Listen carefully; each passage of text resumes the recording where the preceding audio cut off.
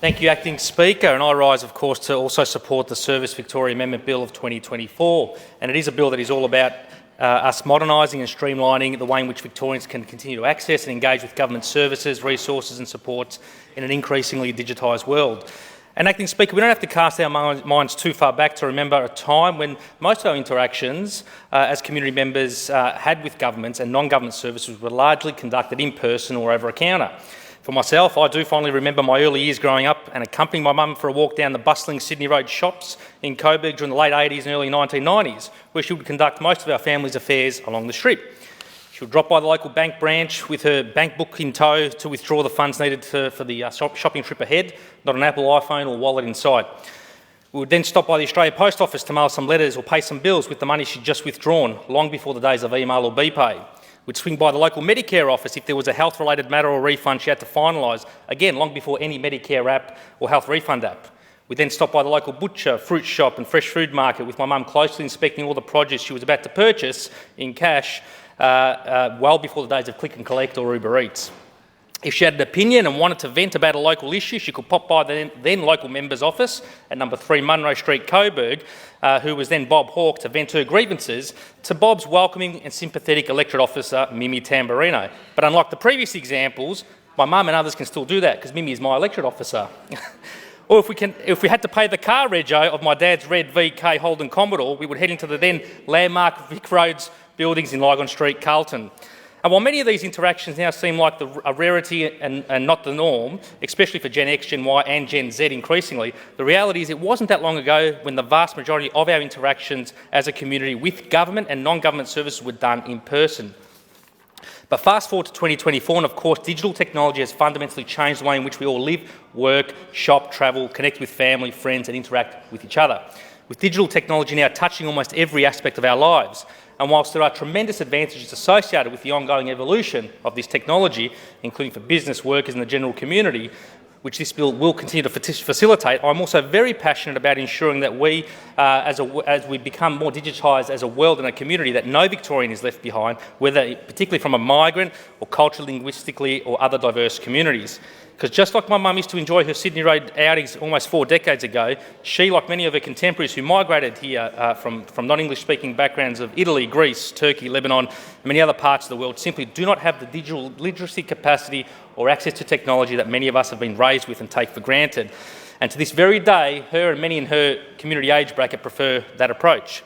In fact, as set out in our government's own digital economy strategy, almost 2.5 million Australians remain offline. That's people who don't have access to technology or digital skills, and 1 in 10 don't have access to a personal computer, many of whom are our most vulnerable. But that's why I'm very pleased that along with this bill, we are continuing to ensure accessibility and inclusion through all of our government services for those who choose not to engage or can't engage online, by making alternative channels available for every transaction and by providing offline services and channels to prepare for people to complete applications, prove their identification and to make physical forms or payment processes available too. And a lot of those times, I'm sure, as many of us can attest, that happens through our local electorate office.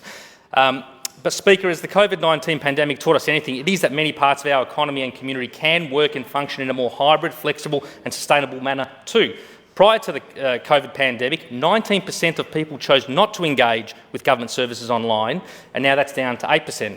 And given that all members of our community have virtually no choice but to engage with government services,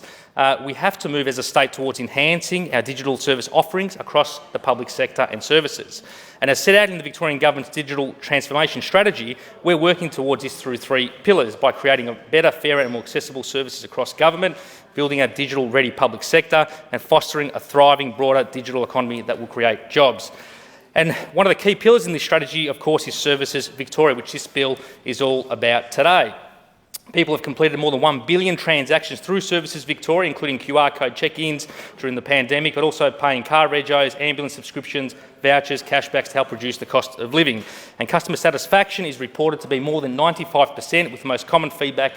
stated as being it's very easy to use. The Service Victoria app, of course, includes a digital wallet where Victorians can securely store and show a digital working with children's cheque, a seniors card, and also a Victorian Veterans card, which I'll touch on in a moment. And I appreciate that the Minister for Veterans is in the chamber and in the chair at the moment.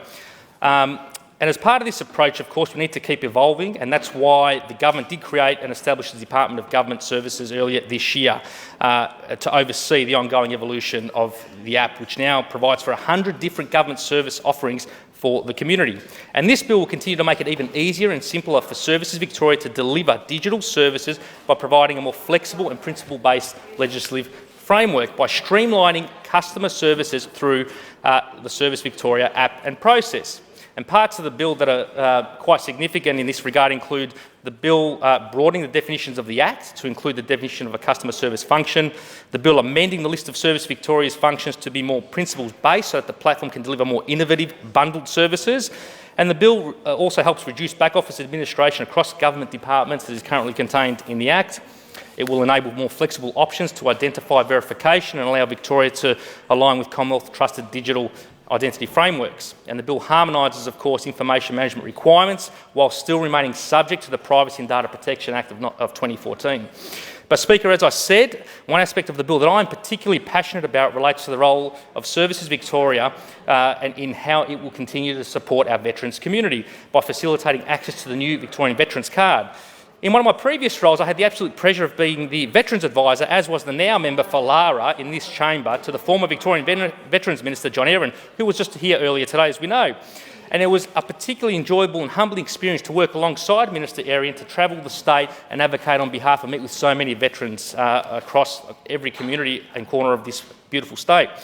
And the period was particularly important given we as a nation were at the time commemorating the centenary of the First World War and the Anzac landings on Gallipoli, with Minister Aaron being of Turkish descent, just as today's Minister is, and the work carried that extra level of meaning and significance. And I was very proud of the work that we achieved during that time under Minister Aaron's stewardship, which has laid the pathway for the Minister of today. By continuing to work with the Victorian Veterans Council, we invested in the Shrine of Remembrance, unveiled the Australian-Turkish Friendship Memorial, we commemorated the 50th anniversary of the Battle of Long Tan, and I acknowledge the member for Frankston's father's service in that regard. We successfully advocated the then Liberal federal government to ensure the 2021 ABS census specifically sought information on the veterans community for the very first time, and the establishment of the landmark Victorian Veterans Employment Strategy, which continues to support newly returned veterans. But of course, there's more to always do, and that's why on the 6th of November 2022, the Labor government made an election commitment to develop and implement a new Veterans Card for Victoria. And the card is designed to be a meaningful and symbolically way to say thank you to our veterans for their service and their sacrifices, but to also help them with cost of living relief by providing discounts on a range of services and initiatives. The card is now being delivered as a digital card through the Service Victoria app as of 1 July 23, and the reforms contained in this bill will continue to ensure it expands its reach and access. And I commend the Minister for Veterans on her stewardship in overseeing the rollout and her team and department in that regard too. And this will help support 60,000 Victorian veterans who are not currently eligible for the Commonwealth Department of Veterans Affairs Gold Card and associated concessions. And we're delivering this by a $36 million commitment over 4 years. And of course, there's a range of discounts that veterans will be eligible for who take up the card, and that's 13,000 veterans to date who have done so. And I've been doing everything I can in my local community to promote take-up in that regard too. And indeed, I was very honoured to have welcomed the Minister for Veterans to launch the local Veterans Card in my community on the 12th of August 2023 by visiting the Coburg RSL. The RSL was formed in 1918, is one of Melbourne's oldest continually operating RSL sub-branches, and is older than the Shrine of Remembrance, which was established in 1934. And alongside 100 local RSL members, including Branch President Michael Pianta, retired Army Chaplain Reverend Mark Dunn, it was a pleasure to have the Minister talk to local veterans about the card being rolled out. But also we use the occasion to commemorate a lifetime local resident and a long-standing local veteran, Des Burke, who served our nation during the Vietnam War as part of A Company, 5th Battalion of the Royal Australian Regiment. Des was called up to national service on the 30th of June in 1965 and served 2 years being deployed as a frontline soldier for his first tour in Vietnam between 66 and 67. His battalion conducted 18 separate operations in which tragically 25 men were killed with a further 79 wounded in action. Des was repatriated out of Vietnam due to injury and illness, and legend has it he did more in 2 years than 10 full-timers did in 7 years. But since his return, Des has continued his selfless service to our community and the RSL for over 50 years, doing basically everything at that RSL that you could imagine is possible as well. We also then subsequently conducted a service on the 3rd of August 2023 to commemorate 13 local residents who were killed in action in Vietnam at the Faulkner Cemetery cemetery and who are still buried there today. Speaker, it's quite fitting, I think, that this is a Service Victoria bill that builds on the service and legacy of the veterans of the past.